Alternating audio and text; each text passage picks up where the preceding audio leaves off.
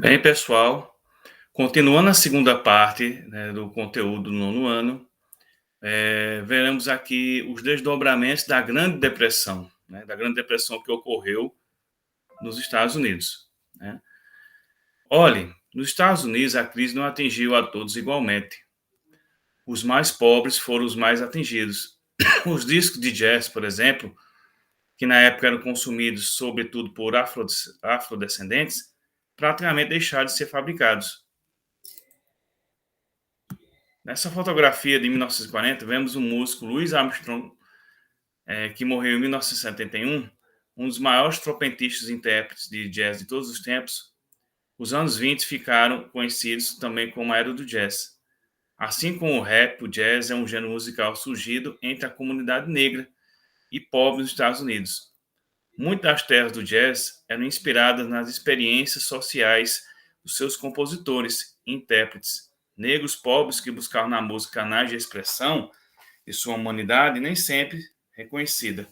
Então, com essa crise aí da Bolsa de Valores de 1929, repercutiu também em esses artistas que dependiam do público, usar a palavra assim, com menos poderes aquisitivos, para poder vender seus discos. É como os cantores de rap hoje, rap, de funk, que cantam cujo público oficial é mais assim pessoas de comunidades, né, das periferias, né, do pessoal do interior, que se identifica com a letra da música, não é? Então a crise 29 afetou também os cantores de jazz. Continuando o conteúdo, reagindo à crise, né, essa crise da depressão, o governo estadunidense diminuiu ao máximo suas compras do exterior, cortou os investimentos externos e parou de conceder empréstimos. Com isso, a crise se propagou em todo o mundo, atingindo a Europa e o restante da América, inclusive o Brasil, né? Que vai mudar o cenário político aqui no Brasil de maneira radical. A gente já viu isso aqui durante a Revolução de 30, né, que houve a chegada da Era Vargas. Um dos pilares dessa revolução foi essa crise da Bolsa de Valores de 29, que afetou a crise da exportação do café brasileiro. Os cafeicultores de São Paulo, depois dessa crise de 29, ficaram todos arruinados. Com isso, não tiveram mais poder aquisitivo para manipular, vou usar essa palavra, manipular as eleições do período da República Velha. Então, houve uma grande mudança radical e que propiciou a chegada da Era Vargas no Brasil. Assunto que a gente já debateu durante as aulas, né? Aí na Europa surgiram dois movimentos totalitários, né?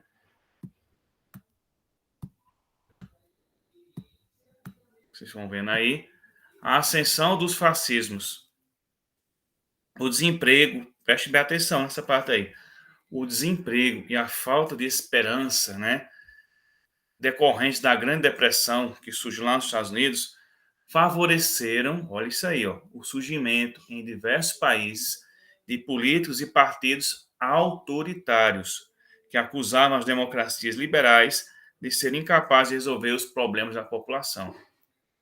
Para esses, a solução era um governo forte, dirigido por um líder único, que fosse uma espécie salvador da pátria.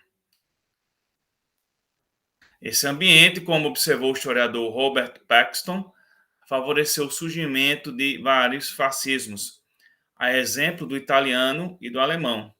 Conheça as principais ideias fascistas segundo esse historiador. Né? O grupo é prioritário e o indivíduo deve subordinar-se a ele, as ideias do fascismo. Né? A ideia dele como um todo. Né? A sua liberdade você tem que eliminar em prol do grupo.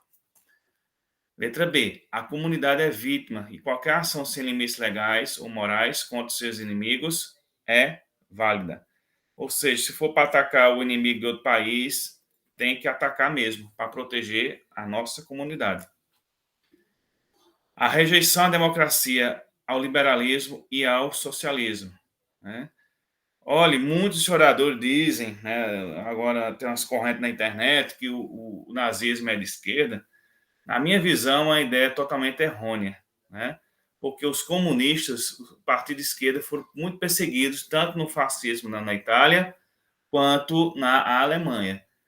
É claro que não vou dizer que eram bonzinhos. Ninguém tem essa questão de eu sou bom e aquele é mau, né?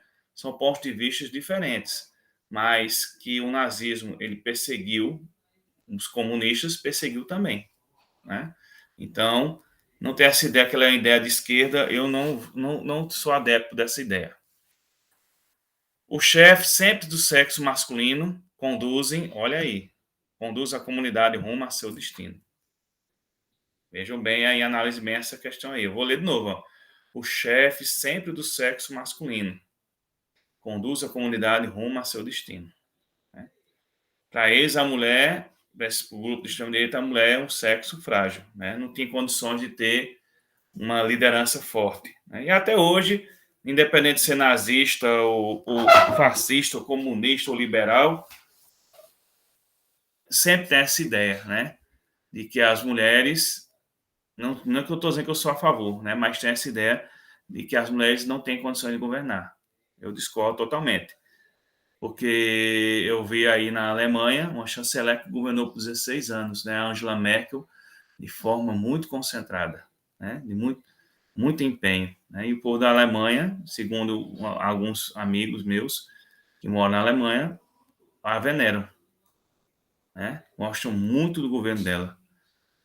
E temos a Rainha Elizabeth também, que é símbolo de liderança no país, da Inglaterra, né? Do Reino Unido, e por aí vai. Letra E. A violência pode ser bela e a vontade eficiente, se o objetivo é o êxito da comunidade. Olha aí como é que eles associaram a palavra violência à bela, ao belo. Né? E eles faziam isso mesmo, como a gente vai ver nas próximas aulas, como os nazistas fizeram com seus inimigos, e o fascismo também. Um povo dominar os demais, independente da lei humana ou divina. Isso é do princípio dos fascismos. Viu? Ao primeiro deles, vamos falar aqui do fascismo italiano. E na aula 3, vamos falar do nazismo.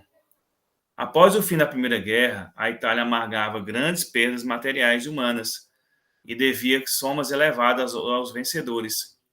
O desemprego já alto aumentou ainda mais com a volta para casa de 2 milhões de soldados. Além disso, muitos italianos reclamavam do fato de seu país não ter ganho territórios, apesar de ter lutado na guerra ao lado dos vencedores, né, da França, Inglaterra e Estados Unidos. Aí, ao final da guerra, a Itália não ficou com nada, né? Aí, dentro desse ambiente, né, de insatisfação do povo italiano, né, nesse contexto que está aqui no livro, o ex-combatente italiano Benito Mussolini, esse homem que está na foto aí, né, na página, que morreu em 1945, se lançou na política. Mussolini foi professor primário, jornalista e defensor do socialismo, chegando a ser perseguido por suas ideias.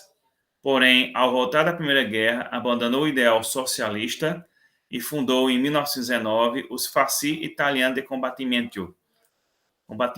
Desculpe, meu italiano não é tão bom, viu? Organização que deu origem ao movimento e ao partidos fascistas, né? Aí, o que defendia esse partido, né? O fascismo defendia um nacionalismo extremado, né? Um nacionalismo forte, a Itália acima de tudo, né? A subordinação do indivíduo ao Estado e devotando ódio às democracias e ao comunismo. Mussolini prometia que, sob seu governo, a Itália reviveria as glórias do Império Romano. Né? Então, no ambiente que a Itália estava na miséria, o povo italiano, grande parte do povo deles, viu em Mussolini uma esperança de uma Itália mais forte e independente. Né? Aí houve um episódio muito famoso lá na Itália, que é a Marcha sobre Roma. Preste bem atenção sobre isso também. O fascismo italiano cresceu rapidamente com base no apoio de grandes empresários, assustados com o crescimento dos socialistas e comunistas nas eleições parlamentares italianas, desculpem. Porque o empresário, ele tem a ideia de crescer o seu patrimônio a qualquer custo. E para o empresário, o grande empresário não gosta de pagar 13º, direito a férias, que são ideias socialistas, né? E os sindicatos conseguiram através de muitas lutas.